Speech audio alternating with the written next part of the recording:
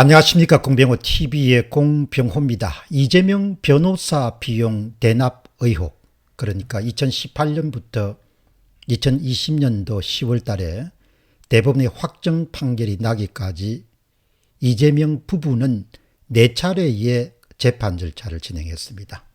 그 비용을 어떻게 조달했는가, 이게 참 관심거리입니다. 이 변호사 비용 대납 의혹 최초 제기자인 이모 씨가 갑자기 이렇게 죽음으로 말미암았어.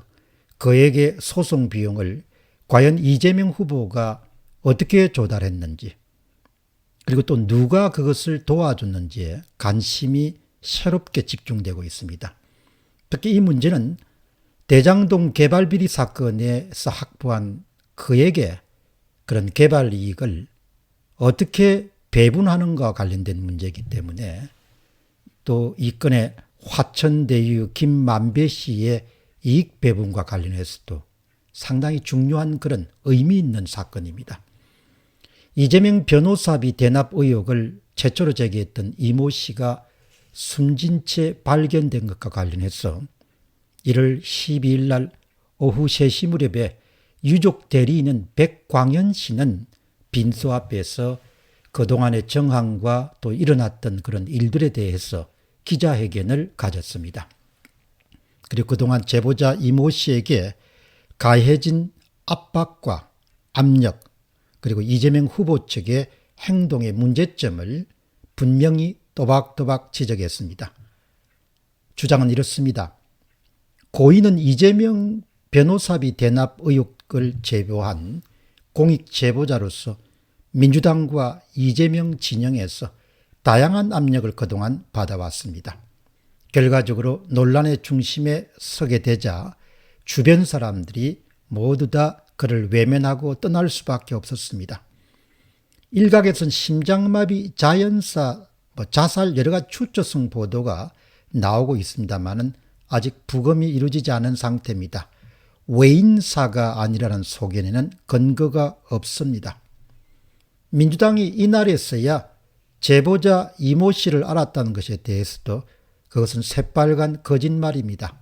그동안 이모 씨를 고소고발했는데 어떻게 민주당이 몰랐다는 것인지 말이 되지 않는 주장입니다.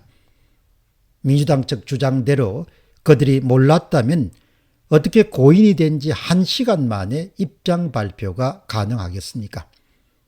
민주당이 변호사비 대납 의혹이라고 쓰지 말고 대납 녹취 조작 의혹으로 정정 보도해달라고 언론에 입장을 냈습니다마는 이것은 고인이 세상을 떠난 지 1시간 만에 이 같은 말들을 유포시키는 것은 정말 유감입니다. 사람이 죽었으면 일단 애도를 표하거나 혹은 입을 다물고 있는 것이 세상사의 이치입니다. 선거 이전에 사람 아니겠습니까? 고인의 명예를 실추시키는 워딩을 민주당 측은 자제했으면 좋겠습니다. 이런 내용을 유족 측을 대리해서 백광현 씨가 주장했습니다. 사실 이재명 변호사비 대납 의혹 사건은 그 자체로도 상당히 큰 문제지만 대장동 개발 비리의 주역인 화천대유가 거둔 엄청난 개발 이익의 분배와 관련해서도 매우 중요한 그런 사안입니다. 따라서 이재명 후보 측으로서는 필사적으로 이 사건을 덮어야 될 절박감이 있습니다. 결국 이번에 죽음을 맞은 제보자 이모 씨에게 유형 혹은 무형의 상당한 압박이 가해졌을 것으로 추측하는 일은 결코 어렵지 않습니다. 사망한 제보자 이모 씨와 3개월 넘게 취재를 해온 월간조선의 조성호 기자는 제보자 이모 씨의 마지막을 이렇게 기사화했습니다. 단독 사망한 이모 씨 유족, 이 씨가 피를 흘렸다고 하더라. 목격자, 모텔 테이블이 엎어지고 이모 씨의 코에서 피가 흘렀다. 유족 최초 정원과 유사. 이런 제목의 아주 짧은 기사를 긴급하게 송출했습니다.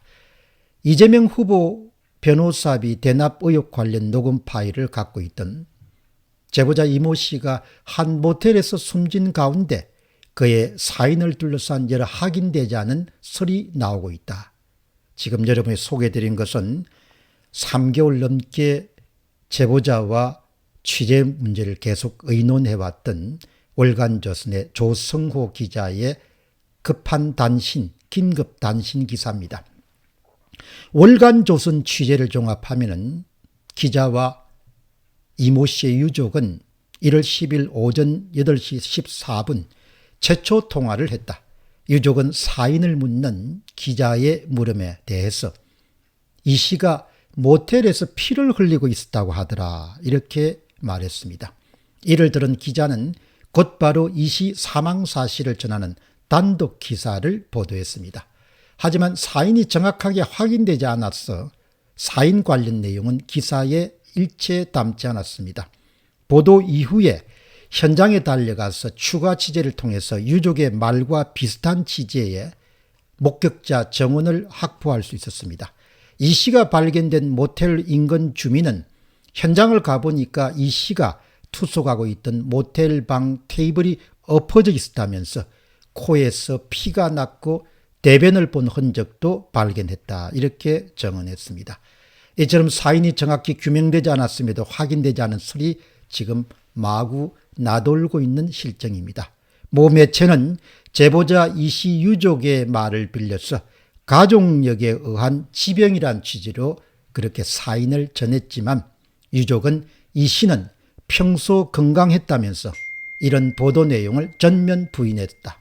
이 씨의 시신은 아직 부검도 안 한 상태다. 부검도 하지 않은 채 사인과 관련해서 그 어떤 예단도 할 수 없는 상황이다. 이렇게 이제 조성호 월간 조선 기자가 보도를 했습니다.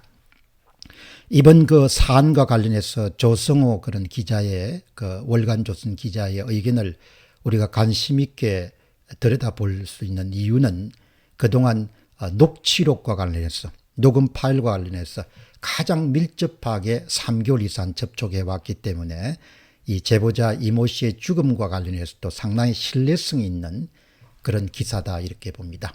한편 검사 생활을 했던 홍준표 의원조차도 이번 사건을 그냥 평범하게 보지 않고 대단히 예사롭지 않는 아주 특별한 그런 사안으로 들여다보고 있음을 확인할 수 있습니다. 홍준표 의원은 제보자 이 씨의 죽음과 관련해서 이렇게 주장합니다. 또 죽어나갔습니다. 자살인지 아니면 자살 위장 타살인지 모를 이재명 후보 관련 사건의 주요 정인이 또 죽었습니다. 우연치고는 참 기이한 우연의 연속입니다. 대장동 관련 2명에 이어서 이번에는 이재명 후보 변호사비 대납 소송 비용 대납 관련해서 또 한 명까지 의문의 죽음이 발견됐습니다. 영화나 드라마에서나 있을 법한 조폭 연계 죽음은 아닌지 이번에는 철저하게 조사해야 될 것입니다. 정말 무서운 세상이 되어갑니다. 이제 검사 생활을 했기 때문에 홍준표 의원은 지금도 어떤 사건을 볼 때 일반인들과 좀 다른 시각으로 이런 사건을 보게 될 것입니다. 그런데 피를 흘렸다. 이런 부분 때문에 제가 긴급하게 여러분들에게 이 소식을 알려드리게 됐습니다. 공병호 TV의 공병호였습니다. 감사합니다.